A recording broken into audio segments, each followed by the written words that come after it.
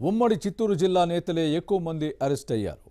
Rajampet MP Mithun Reddy జైలుకు వెళ్లినా మాజీ మంత్రి పెద్దిరెడ్డి ఫ్యామిలీపై ఇటు పార్టీలో కానీ అటు ప్రజల్లో కానీ పెద్దగా సానుభూతే లేదు.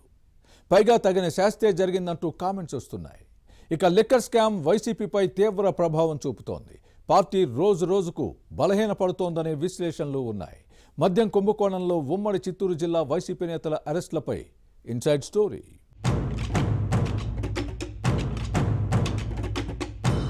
వైసీపీ పాలనలో జరిగిన లిక్కర్ స్కామ్ ఎల్లలు దాటింది. వేల కోట్ల రూపాయల కుంభకోణం వెలుగు చూసిన తర్వాత ఫ్యాన్ పార్టీ నేతల పరిస్థితి కుడితిలో పడిన ఎలుక చందంగా మారింది. విలవిలా కొట్టుకుంటూ బయటకు రాలేని పరిస్థితి. అసలే అధికారం లేదు. ఆపై ఇప్పుడు మద్యం కుంభకోణం కీలక నేతల మెడకు చుట్టుకోవడంతో వైసీపీ ప్రజల్లో మరింత పలచనవుతోంది. ఉమ్మడి చిత్తూరు జిల్లాలో ఈ పరిస్థితి కాస్త ఎక్కువగానే ఉంది. దీంతో పార్టీ నేతల్లో నిరాశ నిస్పృహలు పెరిగిపోతున్నాయి.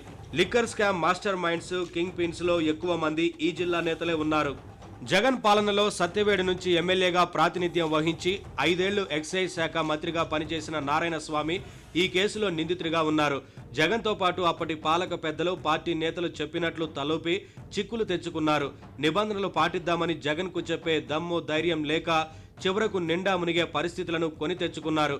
అధినేతకు ఎదురు చెబితే ఉన్న పదవి ఊడుతుందన్న భయంతో డూడు బసవనలా తలూపి ఇప్పుడు తంటాలు పడుతున్నారు.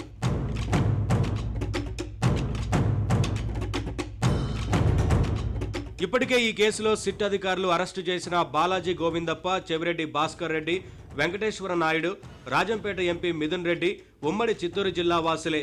ఇది వైసీపీ శ్రేణులను తీవ్ర కలవరానికి గురిచేస్తోంది. భవిష్యత్తులో ఇంకెందరూ వైసీపీ నాయకులు బుక్ అవుతారో అన్న అంశం పార్టీ క్యాడర్ను ఆందోళనకు గురి చేస్తోంది. ఏ రూపంలో అయినా ఈ వ్యవహారంతో సంబంధం ఉన్న వారిలో టెన్షన్ పెరుగుతోంది. ఎప్పుడు ఏం జరుగుతుందోనన్న మానసిక ఒత్తిడితో ముభావంగా కనిపిస్తున్నారు. ఎవరైనా పలకరిస్తే అన్యాపదేశంగానే మాట్లాడుతున్నారు మినహా యాక్టివ్గా లేరు.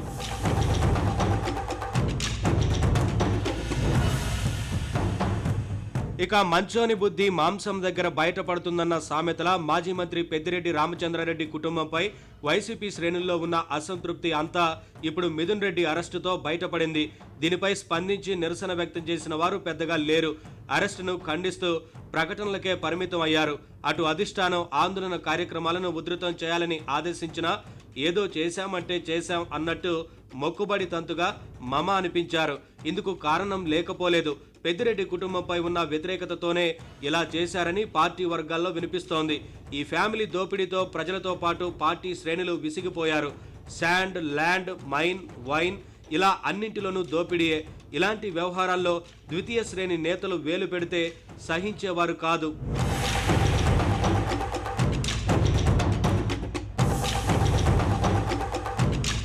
దోపిడీ మినహా అభివృద్ధిపై పెద్దిరెడ్డి కుటుంబం దృష్టి పెట్టలేదు.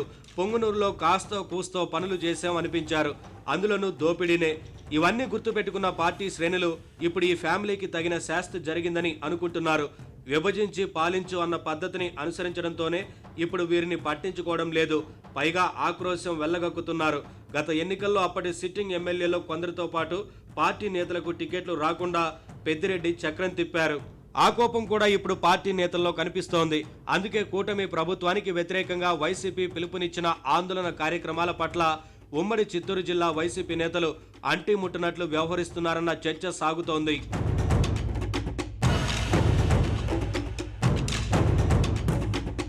ఫ్యాన్ పార్టీలోనే కాదు, జనంలోనూ పెద్దిరెడ్డి ఫ్యామిలీపై సానుభూతి కనిపించడం లేదు. జగన్ పాలనలో మద్యం ధరలను విపరీతంగా పెంచడంతో పాటు ఊరు పేరు లేని బ్రాండ్స్తో ప్రజల ప్రాణాలతో చెలగాటమాడారు. నాసిరకం మద్యాన్ని అమ్మి సొమ్ము చేసుకున్న వైసీపీ నేతలు ప్రజారోగ్యాన్ని పణంగా పెట్టారు. అందుకే జనం కూడా పెద్దిరెడ్డి ఫ్యామిలీ అంటేనే ఈసడించుకునే పరిస్థితి ఉంది. మున్ముందు కూడా పార్టీ శ్రేణులతో పాటు జనం ఈ ఫ్యామిలీపై తమ వైఖరి మార్చుకునే అవకాశం కనిపించడం లేదన్న విశ్లేషణలు ఉన్నాయి. గత ఎన్నికల్లో ఏదోలా గెలిచారు. మరి తర్వాత పరిస్థితి ఎలా ఉంటుందో చూడాలి.